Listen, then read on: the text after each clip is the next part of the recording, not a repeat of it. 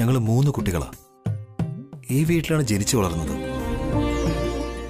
അങ്ങനെയുള്ള ഈ വീട് കൈവിട്ടു പോകുന്ന സമയത്ത് ഞങ്ങൾ 3 പേരെയും കൊണ്ട് ഒന്നും ചെയ്യാൻ കഴിഞ്ഞില്ല. ഞാൻ ടോട്ടലി ഡിസ്റ്റർബ്ഡായി. ഒന്നും ചിന്തിക്കാൻ പോലും എനിക്ക് കഴിഞ്ഞില്ല. പക്ഷെ താൻ വളരെയധികം സമയോചിതമായി, ബുദ്ധിപരമായി, ധൈര്യത്തോടെ നഷ്ടപ്പെട്ടു പോകുമെന്ന് കരുതിയ ഈ വീടിനെ തിരികെ ഞങ്ങൾക്ക് നേടിത്തന്നു. ഈ ഫാമിലിയെ താൻ രക്ഷിച്ചു. തനിക്കിതിന് പകരമായി ഞാൻ എന്താ തരിക? എന്തിനാ ഇങ്ങനെയൊക്കെ സംസാരിക്കുന്നേ? ഞാൻ ഈ കുടുംബത്തിലെ അംഗമല്ലേ? ഇതെന്റെ വീട് കൂടിയല്ലേ? ഞാനെന്താ ഒരു അന്യനാണോ?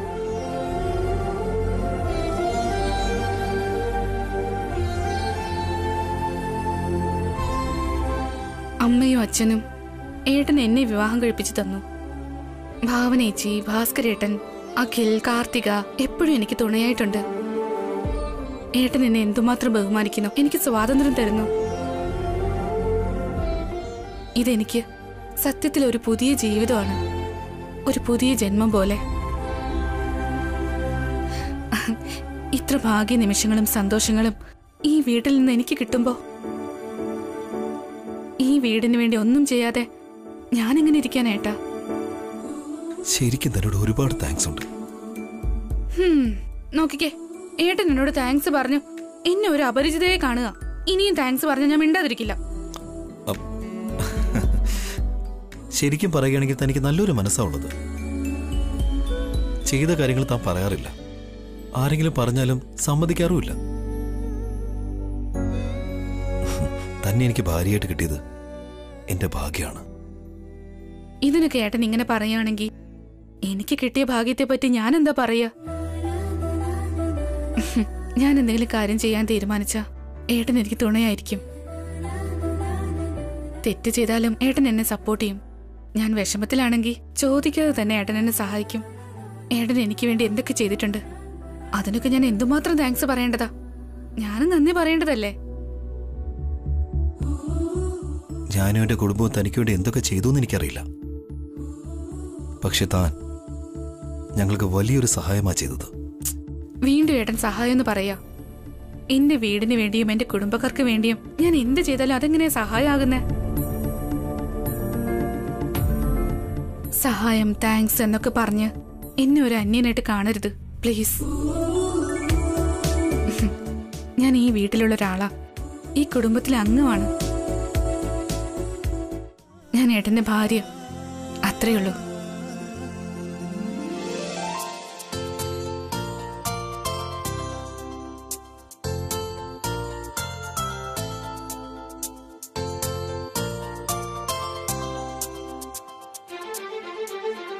നിലാമലരെ നിലാമലരെ പ്രഭാകിരണം വരാറായി.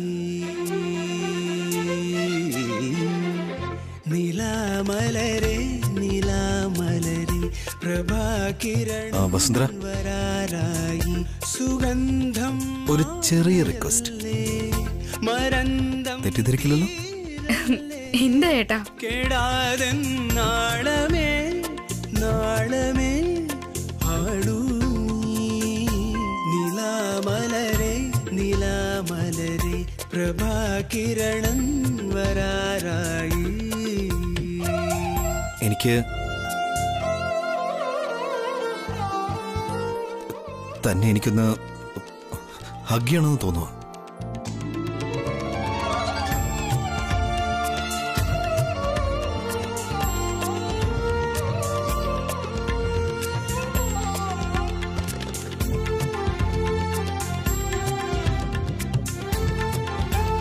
തന്റെ ഹൃദയത്തുടിപ്പ് എന്റെ ഹൃദയത്താൽ കേൾക്കണമെന്നുണ്ട്.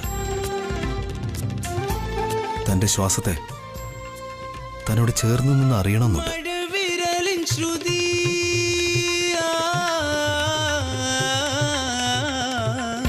മണലിലൊരു വരി എഴുതുമോ ഇനി ഒരു ജലകണം. തന്റെ സ്നേഹത്തെ, ധൈര്യത്തെ, വിശ്വാസത്തെ അടുത്തു നിന്ന് അറിയണമെന്നുണ്ട്.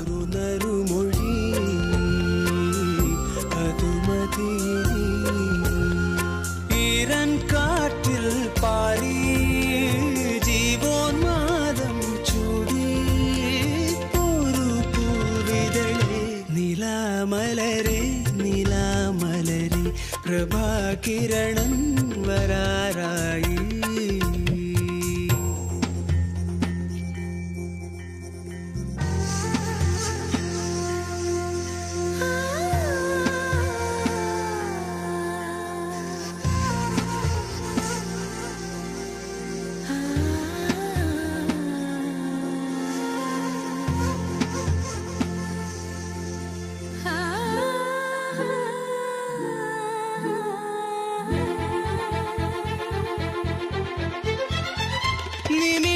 ശലഭമേ വരൂ വരൂ വരൂ നിമിഷ ശലഭമേ മധുനു കരുയിനി ഉദയ കിരണമേ കനകമണിയുനി ജനലഴികളിൽ കുരുകുമോ കിളി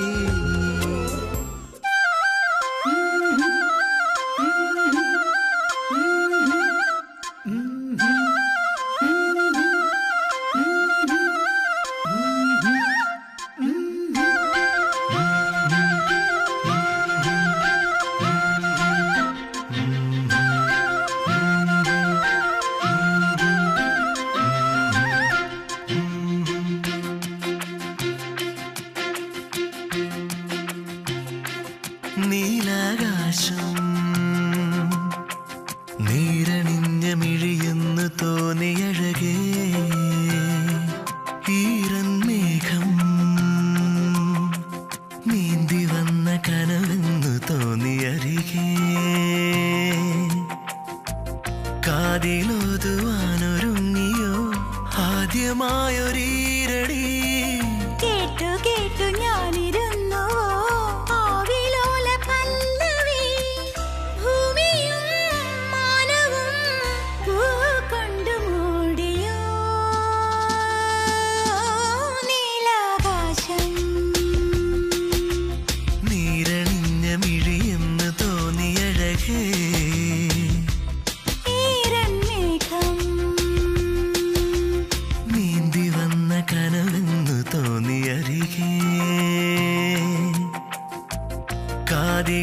കാതിലോതുവാനൊരുങ്ങിയോ ആദ്യമായൊരീരടി കേട്ടു കേട്ടു ഞാനിരുന്നു ആവിലോല പല്ലവി ഭൂമിയും മാനവും പൂക്കൊണ്ടു മൂടിയോ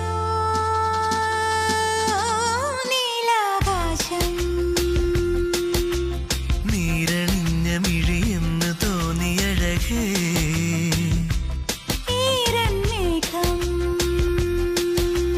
നീന്തി വന്ന കനവെന്നു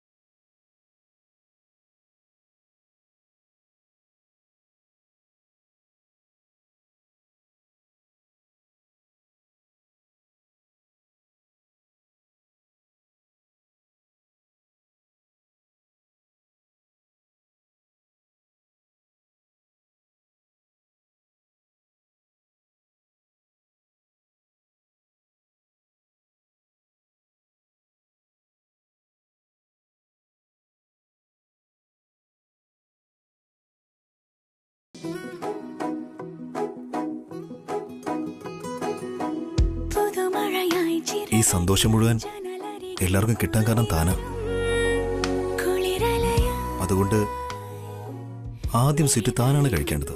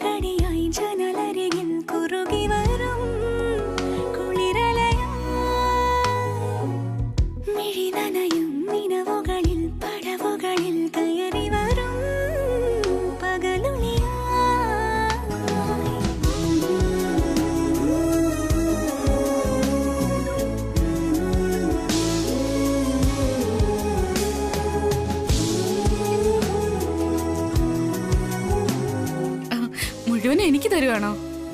ഒരു മിനിറ്റ്, ഞാൻ ഏട്ടനും എടുത്തിട്ട് വരാം. വസുന്ധര, സ്വരലയമേകുവാൻ തിരനുര പോൽ നീന്തി നീ വന്നുണർത്തുമോ? മായാശലഭമായി ചിറകുകൾ വീശി നീ തളിരിലയിൽ വന്നു. അത് വേണ്ട, ഇത് മതിയാവും. ഏട്ടാ, അമൃതമുതിരും ചെറുപൂങ്കാറ്റായി നീ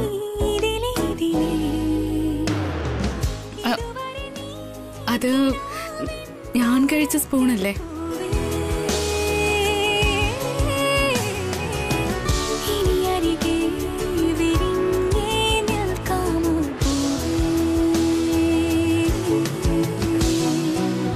പുതുമഴയായി ചിറകടിയായി ജനലരികിൽ കുറുകി വരും കുളിരലയായി.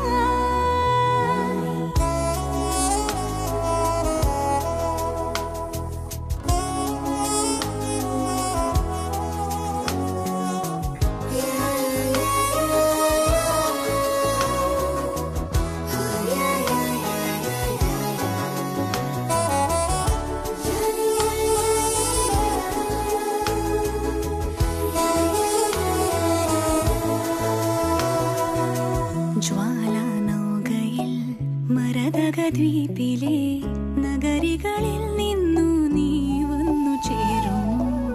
ഈറൻമുകിലിലെ മണിമഴവില്ലുപോൽ അനുമതി നീ വാങ്ങിടാതിന്നിലാളും. ഓർക്കാതെ തരള ഹൃദയം ഇനി താരാട്ടാനായി അരികിലരികിൽ.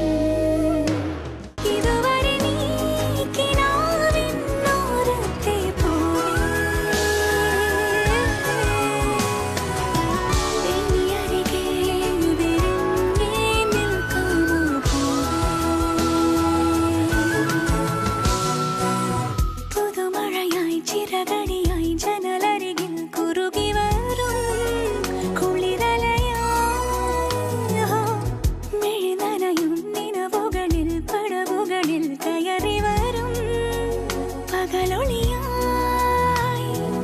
ഇന്നേതൊരജ്ഞാത നവസൗരഭം.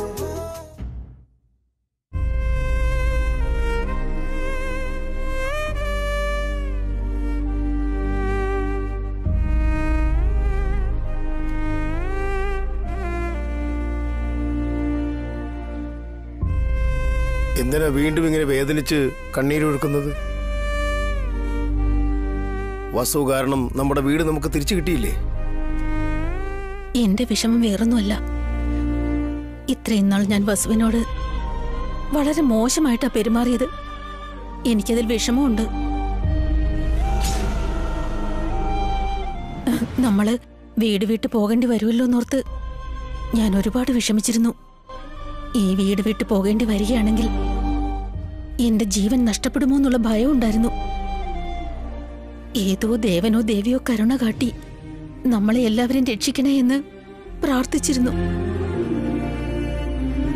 വസുവിന്റെ രൂപത്തിൽ എന്റെ പ്രാർത്ഥനയും ഫലിച്ചു. ഇപ്പൊ വസു എങ്ങനെയുള്ള മരുമകളാണെന്ന് നിനക്ക് മനസ്സിലായില്ലേ? ഇത്രയും നാളെ ഞാൻ വസുവിനെ വല്ലാതെ തെറ്റിദ്ധരിക്കായിരുന്നു ഏട്ടാ. അവളോട് ഞാൻ വളരെ മോശമായിട്ടാ പെരുമാറിയേ. അവള് തെറ്റ് ചെയ്തോ ഇല്ലയോ എന്ന് പോലും അന്വേഷിക്കാതെ അവളെ വഴക്ക് പറഞ്ഞു, കുറ്റം ചുമത്തി. ഞാൻ വേദനിപ്പിച്ചു. പാവം വസു അതൊന്നും മനസ്സിൽ വെച്ചതേയില്ല. അവൾക്ക് എന്നോടുള്ള സ്നേഹവും ബഹുമാനവും കുറഞ്ഞില്ല. എന്നെ ഒരു അമ്മായിയായി കാണാതെ അമ്മയായിട്ട് അവൾ കണ്ടേ. വസു ശരിക്കും പറഞ്ഞാൽ ഒരു നല്ല മരുമകൾ തന്നെയാ. ഒരുപാട് കാലങ്ങൾക്ക് ശേഷം ഇപ്പോഴാണ് നീ അവളെ മരുമകളായി അംഗീകരിച്ചത്. വളരെ സന്തോഷം. അതുകൊണ്ടല്ലേ വസുവിനെ ഞാൻ കെട്ടിപ്പിടിച്ച് നല്ലൊരു ഉമ്മ കൊടുത്തത്. എനിക്കറിയാൻ ജയന്തി, എന്നെങ്കിലും ഒരു ദിവസം നീ വസുവിന്റെ നന്മ മനസ്സിലാക്കുക തന്നെ ചെയ്യുമെന്ന്. നീ അത് ശ്രദ്ധിച്ചില്ലെന്നേ ഉള്ളൂ. വസു ഈ വീട്ടിൽ വന്നതിന് ശേഷം അവള് ചെയ്തതെല്ലാം നല്ല കാര്യങ്ങളാ. വസു കാരണം ഭാസ്കർ അവന്റെ കഴിവ് തിരിച്ചറിഞ്ഞു. അനുവും കീർത്തിയും വളരെ നന്നായി പഠിക്കുന്നുമുണ്ട്. അഭിയും വളരെ സന്തോഷത്തിലാ. ഇപ്പോഴും നമ്മളറിയാത്ത എത്രയോ നല്ല കാര്യങ്ങൾ വസു ചെയ്തുകൊണ്ടിരിക്കുന്നു. സത്യമായേട്ടാ, ഇത്രയും നാൾ കണ്ണുണ്ടായിട്ട് ഞാൻ അന്ധയായിരുന്നു. അമ്മായി എന്നുള്ള അഹങ്കാരത്തോടെ വസുവിന്റെ മേൽ ഞാൻ അധികാരം കാണിച്ചു. കാട്ടിൽ വെച്ച് വസു എന്റെ ജീവൻ രക്ഷപ്പെടുത്തിയപ്പോഴെങ്കിലും, പിന്നെ വീട്ടിൽ വെച്ച് ഞാൻ മയങ്ങി വീണ സമയത്ത് അവള് സമ്പാദിച്ച പൈസ ഉപയോഗിച്ച് എനിക്ക് ട്രീറ്റ്മെന്റ് ചെയ്ത സമയത്തെങ്കിലും വസുവിന്റെ നല്ല മനസ്സിനെ ഞാൻ മനസ്സിലാക്കേണ്ടതായിരുന്നു. തെറ്റുപറ്റിപ്പോയേട്ടാ. ഇപ്പോഴും ഒന്നിനും വൈകിട്ടില്ല ജയന്തി. ഇനി മുതലെങ്കിലും നീ വസുവിനെ നന്നായി സ്നേഹിക്കണം. എന്റെ സ്വന്തം മോളായിട്ട് ഞാൻ അവളെ നോക്കും. ഇന്ന് ഈ ദിവസം മുതൽ ഞാൻ വസുവിനൊരു അമ്മായിയല്ല, അമ്മയാണ്. എനിക്ക് വളരെ സന്തോഷമായി ജയന്തി. ഇത് വസു ഉണ്ടാക്കിയ പായസമാ. നീ ഒന്ന് കുടിച്ചു നോക്ക്.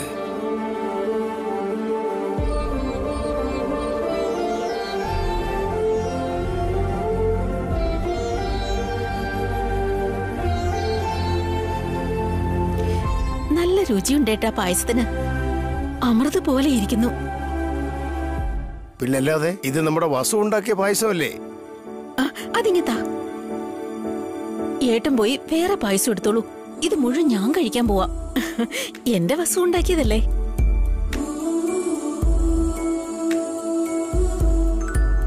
അയ്യോ അയ്യോ അയ്യോ, ഏട്ടൻ മാത്രമെന്നാ കരുതിയത്. ഇപ്പൊ ഏട്ടത്തിന്റെ മനസ്സ് മാറിയല്ലേ?